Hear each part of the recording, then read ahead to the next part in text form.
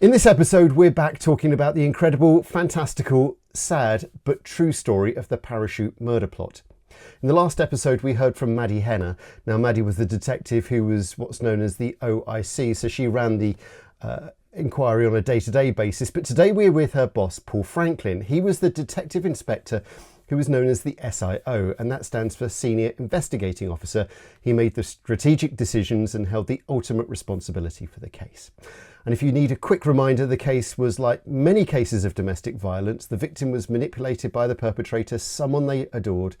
The victim, in this case Victoria Cilliers, was living so deep in the lie that she even turned against the inquiry when it came to giving evidence against her husband in court. She became what's known as a hostile witness. But unlike other cases of domestic violence, her husband had not been beating her, he hadn't been physically assaulting her. Instead, he tampered with the gas supply in her home, hoping to cause an explosion while his children slept upstairs. And when that didn't work, he sabotaged Vicky's parachute so it failed, and she plummeted from 4,000 feet. Her survival was a miracle. The story made global headlines, and it is now the subject of a Channel 4 docudrama called The Fall, the Skydive Murder Plot. And Paul Franklin, thank you so much for being with us. Paul, we watched this film together a couple of months ago now, didn't we? Just tell us a bit about what it was like to see yourself, not just be interviewed, but to see an actor playing you back at some of these really critical moments.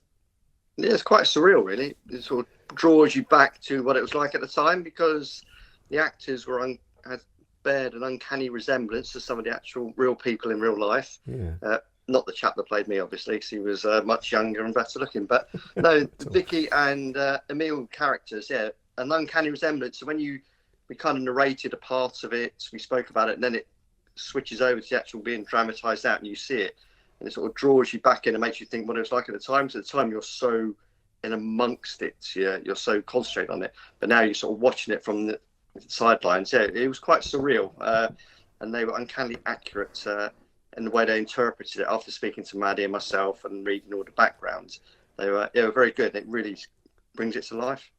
And so, just tell us a bit about your role in the case. What's it like to sort of effectively run a case like this, to have ultimate responsibility, to lead it, and to make all the really important strategic decisions? It's a strange, for me, I enjoy it. It is quite pressured. You are making those final decisions and putting your name at the end, and the direction that investigation will go, and the things you will do and the things you won't do. It can be lonely. You can, at the end of the day, you'll sit there on your own and reflect on what you've done during that day, what the team are doing. And then, you'll try and second guess yourself as to, was that the right decision? Have I gone down a rabbit hole? Have I perhaps pursued the wrong line of inquiry? And you kind of challenge yourself, and you second guess yourself all the time as to, is it the right way, the wrong way? So, you're constantly checking those with your colleagues, and perhaps again, as we did in this case, we've got some outside senior SOs to come in and review it for me, and just some of the decisions we made. So it's exciting, but at the same time, it can be quite a lonely and sometimes quite a frightening place, because these are decisions you're making that will change people's lives, and you're fully committed to it. But it was a role I definitely enjoyed, I have to say. I'd like to touch on some of the really key points that involved you in the case. Can you just take us back to the very beginning, when you first became aware of this really unusual case of what I guess was originally a parachute, perhaps even accident, as first reported? Yes. I mean, it literally came in as that. It was an accident. Obviously, there was a call into the office from Mark Bayarda, and Mark Lewis, who was a sergeant in the office, had taken that call, and Maddie had gone up and spoken to Mark, and we'd come back. So we knew we had an accident. We knew there was a lady, Victoria Cilliers, who was seriously in a Southampton hospital at the time, but there was no great, there was nothing there that said, oh, this is a murder, or this is an attempted murder, or this is a criminal act in any way. It was just one of those unusual incidents, a sporting accident, and police kind of get them from time to time quite regularly, whether it's an industrial accident or sporting accident. You don't really know what's gone on, but there's nothing that immediately jumps out at you that this is a criminal act. So you just start scoping it to see where it goes. And at the back of my mind then, I think I probably thought, we'll find a reason for that parachute malfunction, probably a equipment failure or something that they're aware about, something they weren't aware about before, that's account for why it didn't open. And then we'll just, we'll spend a bit of time on it, we'll get to the bottom of it, and we'll move on with our lives. And it would just be another one of those sort of unusual accidents. Nothing else would come of it. So I was aware of it and keeping an eye on it. But at the very beginning, it didn't really concern me, and I didn't pay masses and masses of attention to it, because, like I say, there's nothing there that would suggest this would turn into what it eventually did. And at what point did Emile Cilliers for you sort of enter the picture and start your, you've investigated how many crimes over the years, how many thousands of crimes, but when did you start, was it a gut thing? Was it a logical thing? When did you It's a mixture of all, really, Rob. So the whole inquiry really is quite organic, the way it evolved and developed. So like I say, we start off with this incident, this accident. So, we speak to Vicky, first of all, and then we established the British Parachute Association, our sort of the overarching association for all skydiving in the UK. So we passed the parachute to them to examine it. They've got some technical experts.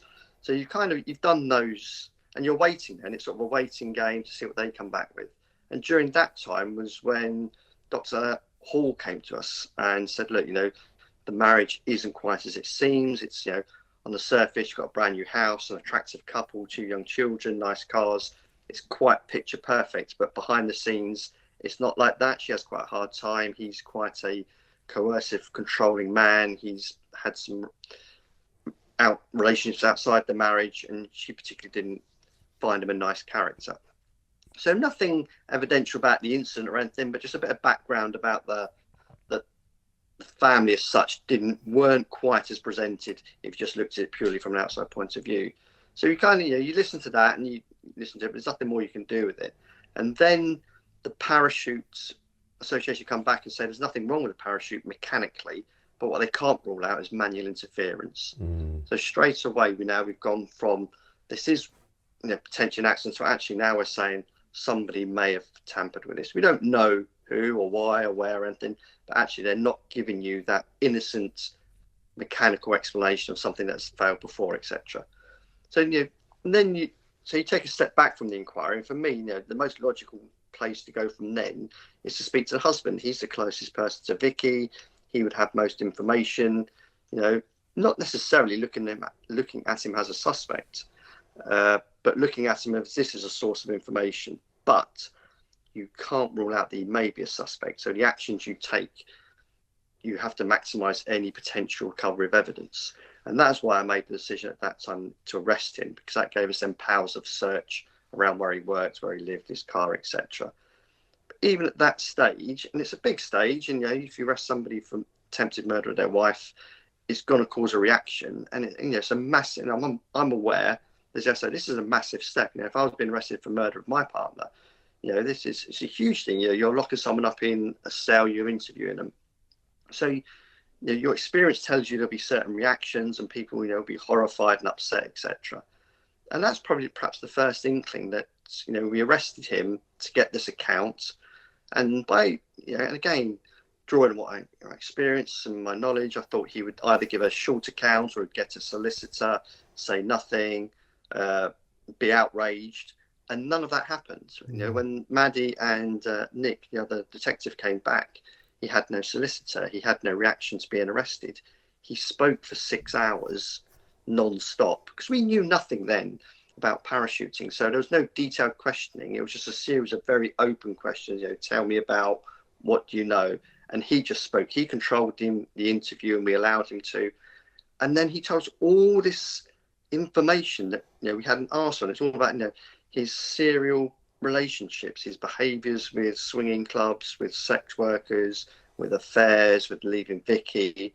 And all of a sudden, you've gone from someone that you've got concerns that you're disrupting his life, that you're arresting someone who's a partner for attempted murder, which is a big thing, to all of a sudden thinking, blimey, I'm really glad I did do that arrest, because actually the stuff's coming out now is really sending up those red flags at the back of your mind, thinking this certainly warrants further attention and certainly warrants further investigation.